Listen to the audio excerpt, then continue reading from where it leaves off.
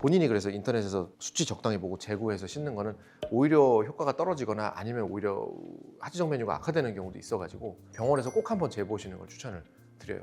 이런 식으로 이제 잘 신어주시면 이 하지정 메뉴가 정말 효과적으로 예방도 되고 진전도 많이 늦춰지는 그런 효과를 받을 수가 있습니다. 그러면은 이 압박 스타킹을 대체 언제까지 신어야 되냐, 결론부터 이제 말씀을 드리자면은,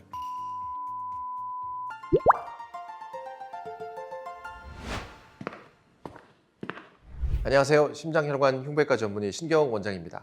오늘은 제 영상들에서도 그렇고 실제로도 환자분들께 정말 많이 권하는 되게 하지정맥류에 빠질 수 없는 게 하나 있죠. 이 압박 스타킹인데요. 실제로 하지정맥류 이 치료 과정에서 필수적으로 들어갈 정도로 많은 의사들이, 연구자들이 연구를 해서 효과가 밝혀진 제품이고, 진단을 받거나 치료를 받으셨으면은 얘기도 듣고 권유도 받고 하셨을 겁니다. 하지만 생각보다 많은 환자분들이 이 압박 스타킹을 왜 신어야 되나, 또 언제 신어야 되냐 헷갈려 하시거나 궁금해 하시거나 하는 분들이 많이 아직도 계시더라고요. 그래서 오늘은 이 압박 스타킹에 대한 모든 정보와 궁금한 점도 해결해 드리고 꿀팁도 또 드려볼까 합니다. 이 압박 스타킹을 고민 중이시거나 착용 중이시라면은 이 영상을 놓치지 말고 꼭 집중을 해주세요. 그럼 바로 시작을 해볼까요? 이 압박 스타킹이 이제 다른 일반 스타킹들하고 뭐가 다른지를 살펴볼 건데요. 이 압박 스타킹은 이름처럼 압박, 누른다 이런 것만 하는 스타킹은 아닙니다. 단순하게 저희가 쓰는 의료용 압박 스타킹의 핵심 역할은 다리의 정맥을 바깥에서 지지를 해서 늘어지지 않게 피가 잘 흐르게 해주는 게 첫 번째고, 두 번째는 혈액이 아래 고이는 이런 현상을 방지를 해주죠. 눌러주니까. 그리고 세 번째는 물리적으로 이제 벌어진 혈관을 눌러주니까 이 판막에 좀 더 닫히게 도와주는, 혈액이 심장 쪽으로 올라가게 해주는 이 보조 펌프 역할을 해준다, 이렇게 생각을 하시면 돼요. 그래서 이 압박 스타킹을 통해서 다리 붓기나 무거움이나 저리거나 피곤한 느낌, 간지러운 느낌, 여러 가지 느낌들을 분명히 완화시킬 수가 있고요. 이런 압박 스타킹이 하지정맥류 치료 과정 중에 들어간다면 더 효과적으로 치료가 이루어지게 됩니다. 하지만 중요한 거는 이 압박 스타킹이 보조 수단에 불과하고 진행을 좀 늦춰주거나 예방 목적으로 쓰는 거지 완전한 치료제는 아니라는 걸 꼭 기억을 하셔야 됩니다. 그래서 이 압박 스타킹을 신을 때 몇 가지를 지켜주신다면 치료 효과를 더 극대화시킬 수가 있습니다. 첫 번째는 아침에 신으세요. 아침에 이제 일어나셨을 때 가장 안 부어 있고 괜찮아요. 그래서 일어나자마자 신는 게 가장 신기도 편하고 효과가 좋은 방법입니다.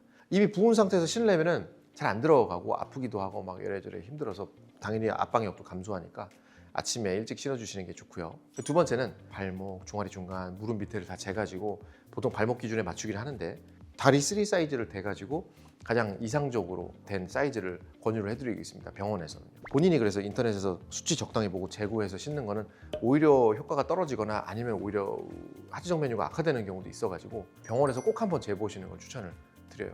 세 번째는 신으실 때 이제 막 쭉 당기면은 걔네들이 늘어나면서 텐션이 줄어듭니다. 그래서 조이는 능력이 실제로 많이 떨어지고 탄력 섬유나 고무줄이 노출이 많이 되면서 피부에 닿으면 간지러워요.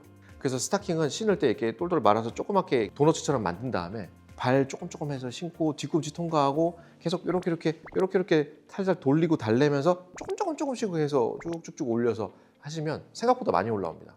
절대 쭉 당기거나 발 쭉 내밀면서 이렇게 한 번에 신으려고 하지 마시고 차분하게. 그리고 이제 마지막으로는 중간중간 주름이 져 있거나 이렇게 쭈글쭈글해지는 경우가 있어요. 그 부분은 압박이 안 되기 때문에 효과가 떨어지니까 균일하게 잘 돼 있는지 점검을 해봐가지고 잘 눌리고 있는지 검사를 꼭 해보셔야 됩니다. 이런 식으로 압박 스타킹은요, 정확하게 잘 착용했을 때 효과가 극대화됩니다.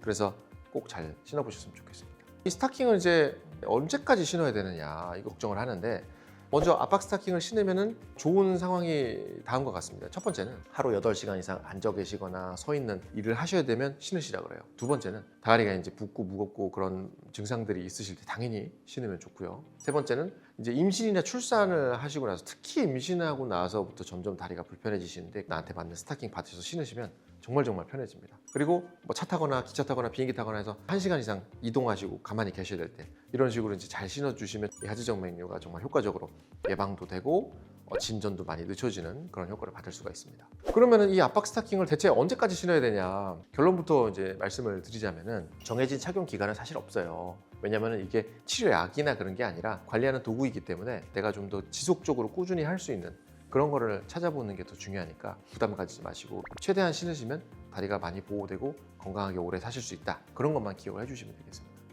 만약에 이제 압박 스타킹을 꾸준히 신는데도 다리에 불편감, 뭐 저림감, 무거움감 그런 게 점점 심해진다면은 이거는 뭐 압박 스타킹으로 관리할 그게 아니라 이제는 어떤 치료가 들어가야 되는 시기니까 그 병원에 오시는 날 신고 오시면 안 됩니다. 왜냐하면 눌려갖고 괜찮은 것처럼 보여요. 그날 신지 말고 언제든지 편하게 들러서 검사해 보시면 되겠습니다. 오늘은 하지정맥류의 압박 스타킹이 뭔지, 언제 신는지, 어떻게 신는지, 또 왜 신어야 되는지 뭐 여러 가지에 대해서 많이 알아봤어요. 이 앞서 설명드렸다시피 이제 압박 스타킹은 하지정맥류를 치료하고 관리하는 데 있어서 정말 중요한 도구 중에 하나인 것은 분명합니다. 하지만은 이 압박 스타킹만으로는 이 병을 완벽하게 고치거나 완벽하게 예방할 수는 없으니까 그런 한계 두고 있는 것도 꼭 명심을 하셔야 돼요.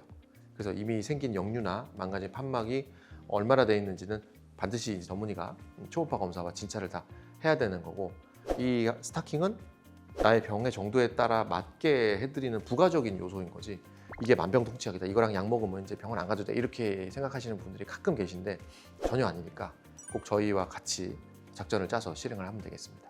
다음 영상에서도 이제 여러분들의 다리 건강에 도움이 되는 정보를 많이 알아보도록 하겠고요. 지금까지 심장혈관 흉부외과 전문의 튼튼하지 의원 대표원장 신경욱이었습니다. 고맙습니다.